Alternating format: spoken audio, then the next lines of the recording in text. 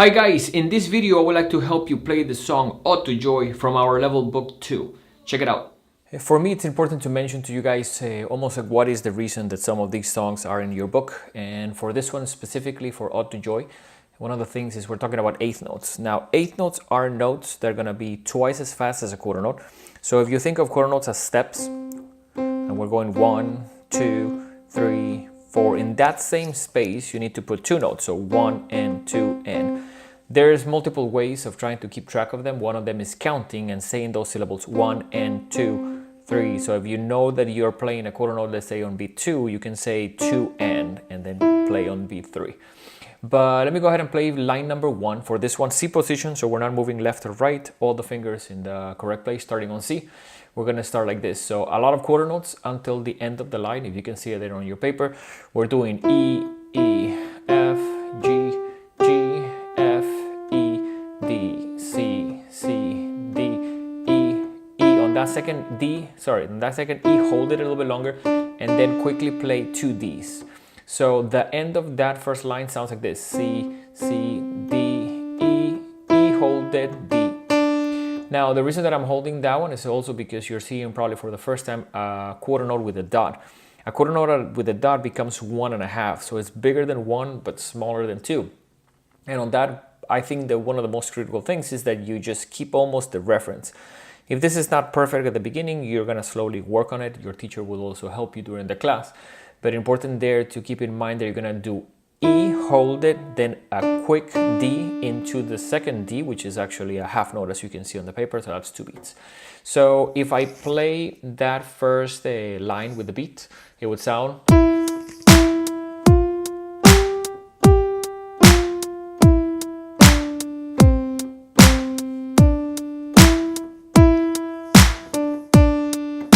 My advice to you would be to practice those notes, practice that first line by itself, make sure that you can play it. You can, of course, pause the video and just do that first line until that you get it.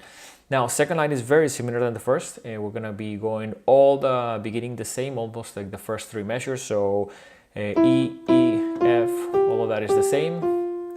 When I get to the end, it's going to finish a little bit different. So it goes C, C, D, E, D, C, C. So first ending of line 1, E, D, D. Second ending of line 2, D, C, C. And the same rhythms. So that should also be easy to do. Let me play it with a beat as a reference.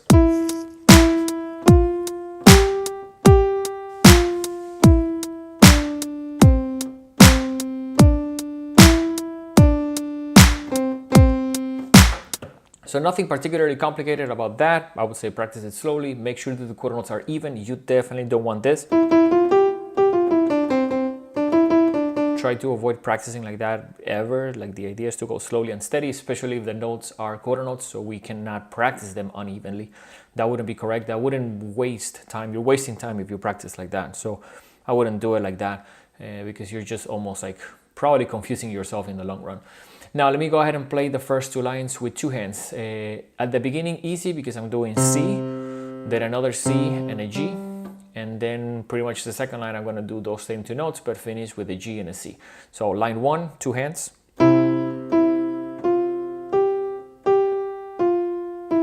Another C on the left. Then G here. Then line 2, very similar. C again.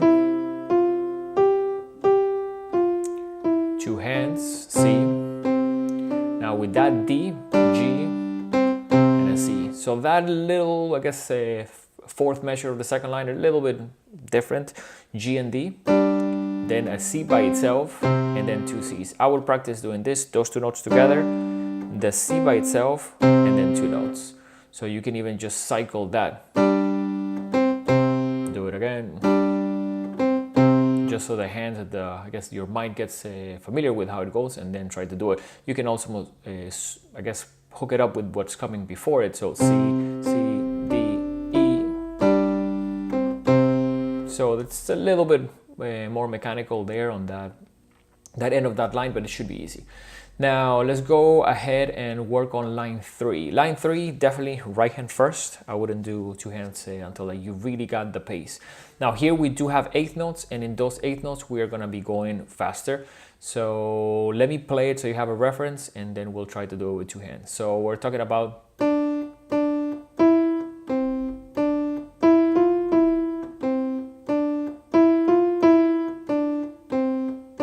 and then the next note is going to be with the left.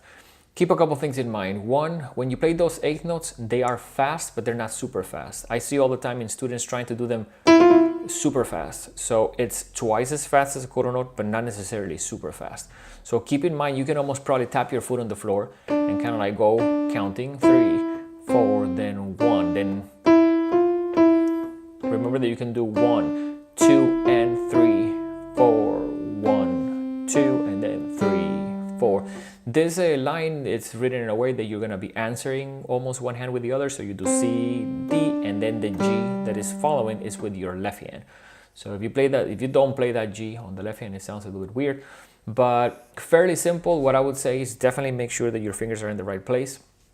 You don't want to do this fast, you don't want to practice it fast, and you want to make sure that the quarter notes are steady. And in level 2, it's not a bad thing to maybe start tapping your foot on the floor when you're playing so you have a reference. So let me do that third line with drums on the slower side.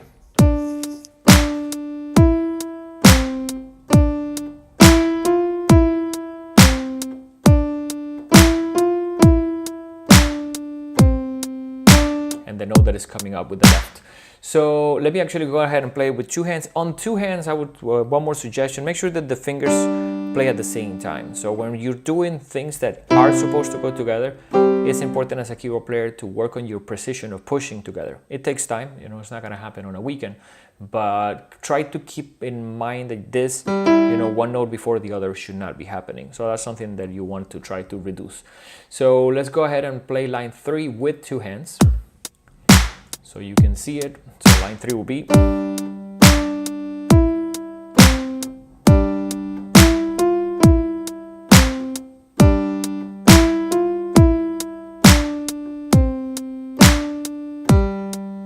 Now after that we have line 4. Line 4 is good news in the sense that it's the same as line 2, but with a couple of extra notes on the left hand. So not particularly hard, exactly the same as line 2 on the right hand. But we're going to be playing C, then we're going to be playing C. Now take a look at the last measure of the song. There we're going to be doing this, G and D, again the C by itself, and then actually we're doing 3 keys. And I believe that in your book this may be the first time that you are doing 3 keys. So C and G with the left, with the C on the right hand. I don't think it's particularly hard, just keep in mind you're playing 3 keys. So let me go ahead and play the end of line 4. Sounds like this.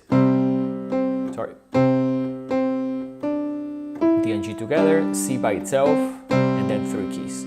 Now again, my suggestion would be practice that, cycle it a little bit so you can, your mind gets a little bit of a grip of how it goes. One more time. I'm playing the end of line 4. And then of course we can do that with drums. So this will be line 4 with drums.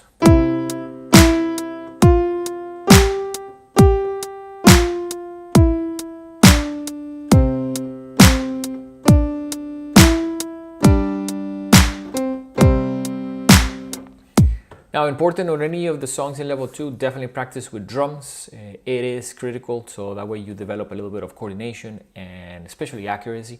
So you don't want to practice any of these songs very like loose, very, because that, I believe you're wasting your time if you do it that way. So that concludes the tutorial. We hope it was easy to follow along. Remember, we have 2 YouTube channels, one which is called the Hit Music Studio Practice channel with content from your level book, and we have our other main channel with song tutorials and other videos with tips and techniques. So remember, you should subscribe to both of them. See you guys soon. Take care.